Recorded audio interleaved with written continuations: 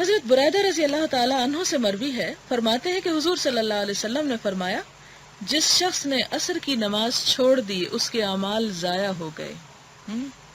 جیسا کہ آپ جانتے ہیں کہ انسان کی زندگی میں بہت سے اعمال ایسے ہیں کہ جو اچھے اعمال کو ضائع کر دیتے ہیں، بالکل ایسے جیسے انسان اچھی صحت مند غذا کھاتا ہے لیکن ساتھ ہی کچھ ایسی گلی سڑی چیزیں کھا لیتا ہے۔ مثلا اگر انگور ہیں، آپ نے سارے فریش کھائے اور اس میں سے ایک گلا سڑا بھی کھا گئے تو وہ جو فریش ہیں وہ مغلوب ہو جائیں گے اور جو گلا سڑا وہ غالب آ جائے گا اور سب کا اثر جو ہے وہ خراب کر دے گا۔ اور محاورہ بھی ہے کہ ایک مچھلی سارے جل کو گندا کر دیتی ہے۔ تو یہ ایک حقیقت ہے کہ انسان بہت کچھ بھی اچھا کھائے لیکن تھوڑا سا زہر مرنے کے لیے کافی ہے۔ تو اسی طرح انسان کی زندگی میں کچھ اعمال ایسے ہوتے ہیں کہ جو اس کی بڑی بڑی نیکیوں کو ڈھا دیتے ہیں۔ سب سے پہلے تو اس میں شرک آتا ہے۔ قرآن پاک میں فرمایا کہ لئن اشرکت لیحبطن عملک، اگر تم نے اللہ کے ساتھ کسی کو شریک ٹھہرایا تو سارے عمل ضائع ہو گئے۔ اسی طرح کفر جو ہے، انسان ایمان پر ساری زندگی گزار کر اگر کافر ہو کے مرتد ہوتا ہے تو سب نیکیاں جو ہیں اس کی برباد۔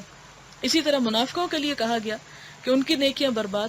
اسی طرح فرمایا کہ وہ لوگ جو اللہ کے دین کے رستے سے کسی کو روکتے ہیں ان کے سارے اعمال برباد، جیسے سورۃ محمد کے شروع میں آتا ہے الذین کفروا وصدوا عن سبیل اللہ اضل اعمالہم، اللہ تعالیٰ نے ان کے سارے اعمال ضائع کر دیے۔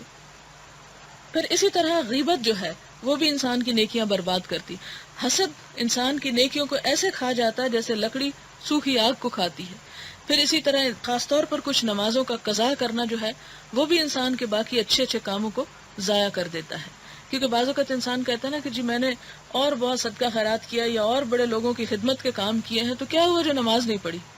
نہیں، لوگوں کا حق اپنی جگہ اور اللہ رب العزت کا حق اپنی جگہ۔ مثلاً آپ دیکھیں کہ آپ کیا دنیا میں کسی کو کسی کا حق دیتے ہوئے یہ کہتے ہیں کہ میں نے اس کو جو اتنا حق دے دیا اگر دوسرے کو نہ دوں گی تو کیا ہوگا؟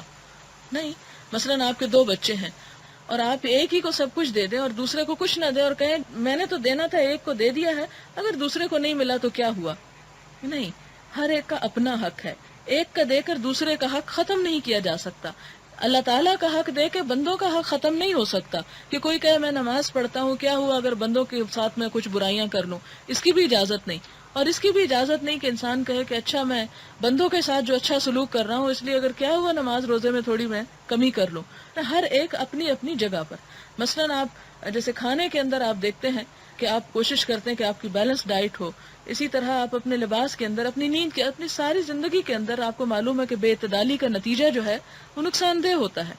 تو اسی طرح اللہ تعالیٰ اور بندوں کے حق میں اعتدال برتنا ضروری ہے، نہ تو انسان اللہ کے حقوق میں اتنا آگے نکل جائے کہ بندوں کے مغلوب ہو جائے اور نہ بندوں کے حق میں اتنا آگے نکل جائے کہ اللہ تعالیٰ کا حق نہ دے سکے انسان۔ دونوں میں اعتدال ضروری ہے اور یہی انسان کے لیے فائدہ مند چیز ہے۔